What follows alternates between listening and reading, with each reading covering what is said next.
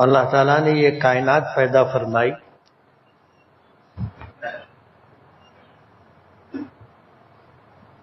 بہت ساری مخلوقات اللہ نے پیدا کی، انسانوں کو اللہ پاک نے اشرف المخلوقات بنایا، اور کائنات کی ہر چھوٹی بڑی مخلوق کو اللہ پاک نے انسانوں کی خدمت پر مامور کیا۔ نبی کریم صلی اللہ علیہ وسلم کا ارشاد مبارک ہے، ان الدنیا خلقت لکم، کہ یہ پوری دنیا، پوری کائنات اللہ نے تمہارے لیے پیدا کی۔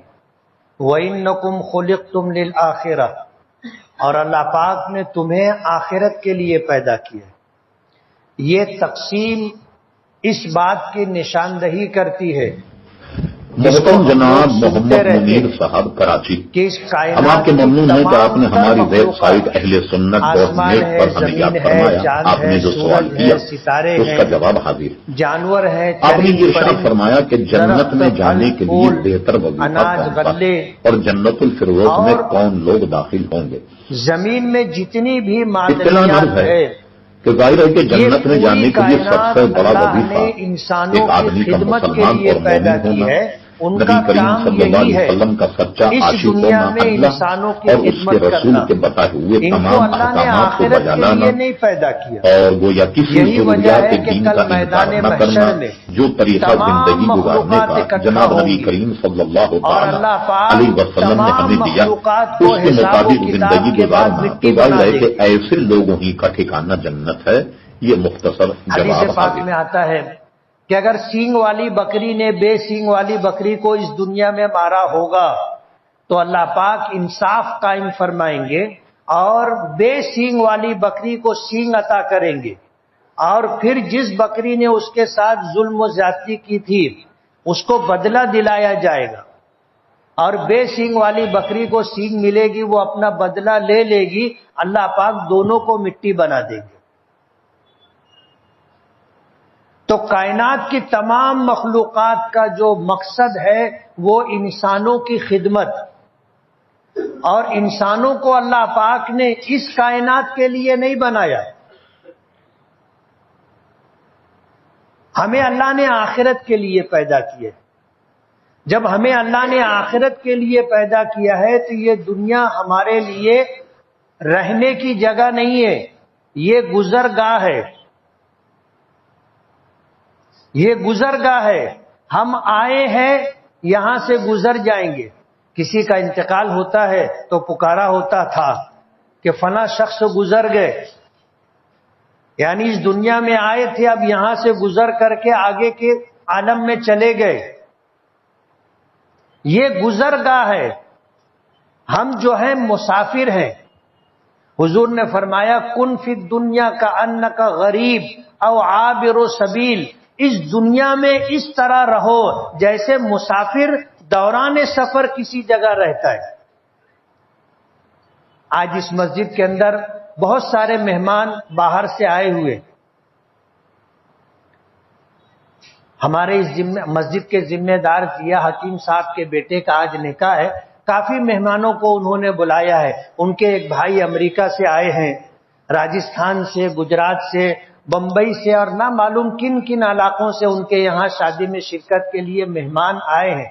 وہ ہمارے شہر میں پردیسی ہے، آپ سمجھ رہے ہو، یہاں رہنے کے لیے نہیں آئے ہیں، بحیثیت مہمان آئے ہیں، پردیسی ہیں۔ شادی کی نکاح کی تقریب ہو جائے گی، ولیمے کا پروگرام ختم ہو جائے گا، آپ ان کو روکو گے بھی تو وہ نہیں رکیں گے کہ رکیں گے، ہم ان کو بولیں گے اب یہیں رہ جاؤ، رہیں گے؟ نہیں رہیں گے۔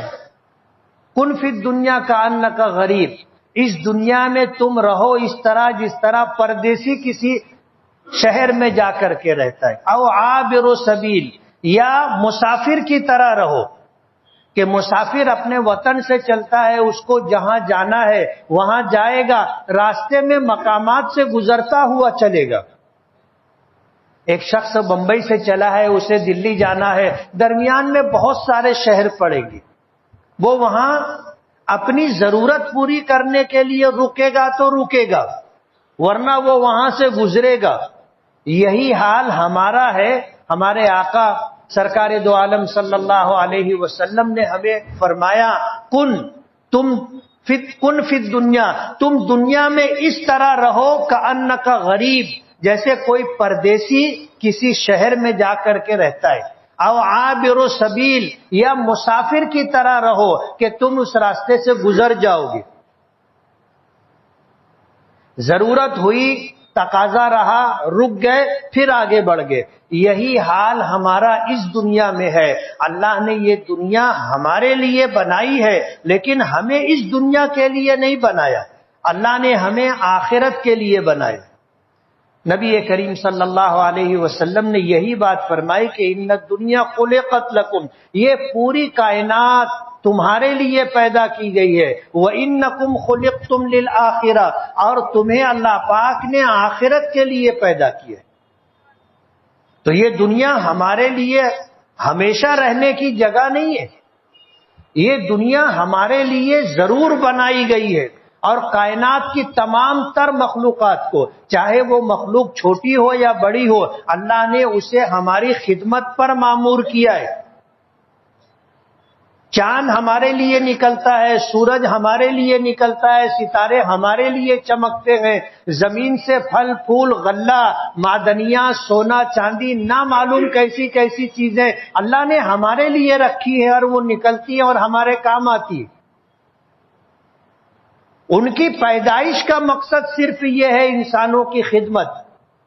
یہی وجہ ہے کہ کل قیامت میں تمام مخلوقات کو اللہ ختم کر دے گی، مٹی بنا دیں گے، حساب و کتاب ہوگا. حساب و کتاب کے بعد ان کا ٹھکانہ جنت یا جہنم نہیں ہے، اللہ انہیں مٹی بنا دیں گے. جنت اور جہنم اللہ پاک نے ہم لوگوں کے لیے بنائی. یہ دنیا ہمارے لیے ہمیشہ رہنے کی جگہ نہیں ہے، ہمیشہ رہنے کی جگہ ہمارے لیے آخرت ہے. یا تو انسانوں کا ٹھکانہ جنت میں ہوگا یا انسانوں کا ٹھکانہ جہنم میں ہوگا. حدیث پاک میں آتا ہے کہ اللہ پاک نے انسانوں کو پیدا کیا اور دونوں جگہ ان کا ٹھکانہ رکھا، جنت میں بھی جہنم میں بھی، دونوں جگہ ان کا ٹھکانہ ہے. یہی وجہ ہے کہ جب کسی شخص کا انتقال ہونے لگتا ہے، اگر اس دنیا میں اس نے ایمان قبول کیا، اس دنیا میں اسلام کے تقاضوں کو پورا کیا، سرکار دو عالم صلی اللہ علیہ وسلم کی سنتوں کی اتباع اور پیروی کی اور شریعت کے مطابق زندگی گزاری، تو مرنے کے وقت ہمارے آقا فرماتے ہیں کہ اسے پہلے جہنم بتائی جاتی اور جہنم بتائی جاتی ہے، اور اسے کہا جاتا ہے کہ دیکھ یہ تیرا ٹھکانہ تھا، لیکن تو دنیا میں رہا، تو نے ایمان قبول کیا، دنیا میں رہا، سرکار دو عالم صلی اللہ علیہ وسلم کی شریعت اور سنت کے مطابق زندگی گزاری، اس بات کی کوشش کرتا رہا کہ اللہ مجھ سے راضی ہو، اللہ کا رسول اللہ کا حبیب ہم سے راضی ہو، اس بات کی کوشش ساری زندگی کرتا رہا. تیرا ٹھکانہ یہ تھا، اسے جہنم بتائی جاتی ہے، لیکن ایمان شریعت کے تقاضوں کی تکمیل کی وجہ سے اللہ نے اب تجھے یہ ٹھکانہ دیا ہے، اس کو جنت دکھائی جاتی.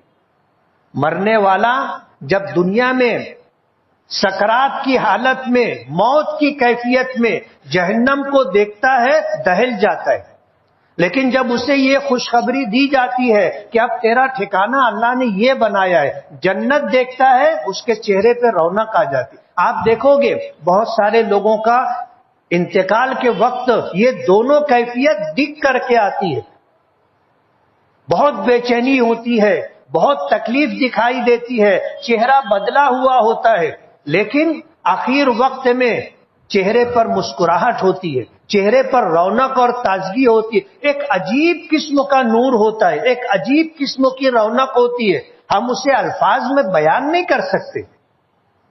اور انتقال ہو جاتا ہے، چہرہ چمکتا دمکتا ہوتا ہے، چہرے پر ایک خاموش مسکراہٹ ہوتی ہے. اس کی وجہ یہ ہوتی ہے کہ اس نے مرنے کے وقت پہلے جہنم دیکھا تھا، اس کی کیفیت بگڑ گئی تھی، لیکن جب اسے جنت بتا کر یہ خوشخبری دی جاتی ہے کہ تیرا ٹھکانہ یہ ہے جنت، تو پھر اسے اطمینان اور سکون ہو جاتا ہے۔ حدیث پاک میں آتا ہے کہ روح جو قبض کی جاتی ہے، گنہگار لوگوں کی روح اس طرح نکالی جاتی ہے جیسے بیری کا پودا ہوتا ہے، اس کے اوپر ریشم کا کپڑا ڈال دیا جائے اور پھر اس کپڑے کو کوئی طاقتور شخص پوری طاقت کے ساتھ کھینچ لے۔ یہ بیری کے پودے پر ریشم کا یہ کپڑا چاروں طرف سے ادھڑ جاتا ہے، کھینچ جاتا ہے۔ گنہگار کی روح اس طرح نکالی جاتی ہے اور نیک لوگوں کی روح اس طرح نکلتی ہے۔ ہمارے آقا نے فرمایا کہ جیسے گندھے ہوئے آٹے میں بال ہوتا ہے، دکھائی دیا اسے پکڑ کر کے کھینچو، آرام سے پورا بال باہر آ جاتا ہے۔